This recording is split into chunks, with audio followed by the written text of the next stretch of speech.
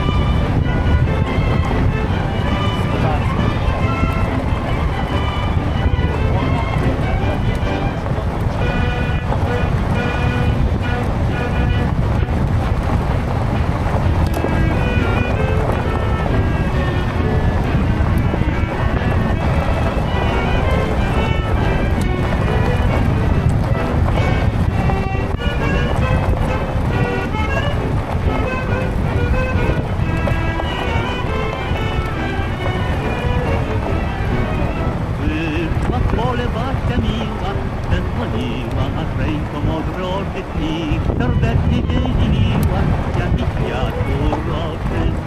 Praśną chustkę łóż na głowę, nóżki obój, pantofelki nowe, pewnej krótki wojny.